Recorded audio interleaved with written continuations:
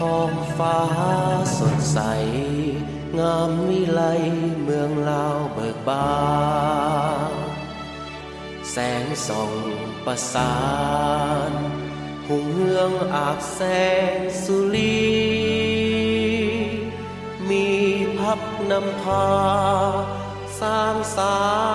อุดมหังมีศาสตร์ลาวได้มีวันนี้60 ปี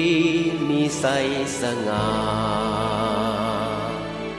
วันนี้สุขสันต์เป็นวันที่ดีของเราเราทุกคนเขาร่วมใจอวยใสเลยมาเป็นวันสำคัญ40 ปีสถาปนา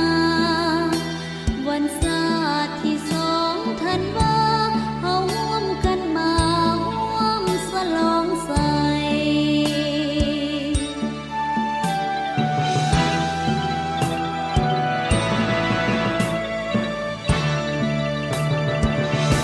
พวกเราขอห่วงขอส่งแห่งใจ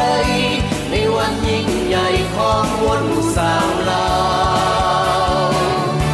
ขอให้มั่นคงยืนยงตลอดยืนยาวพวกเราสาวลาวจะเสริญสู่ตลอดไปมีเอกลักษณ์ประเทศชาติรุ่งเรืองสดสีพื้นแผ่นดินนี้เป็นของเราทุกคนร่วมกันสร้างสรรค์พัฒนาประเทศชาติของตน2 วันประวัติศาสตร์ยืนยงขอให้มันคงขอให้มันยืน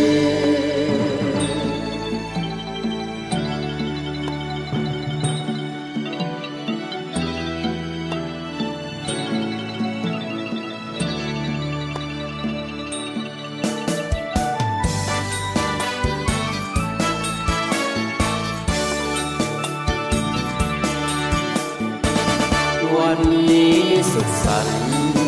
เป็นวันที่ดีของเฮาเรา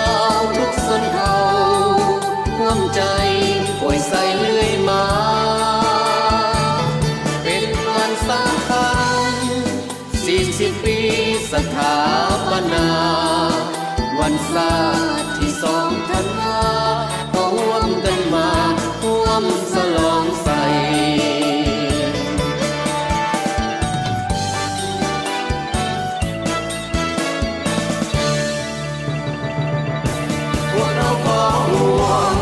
ส่งแห่งใจในวันยิ่งใหญ่ของมวลหมู่สาวลา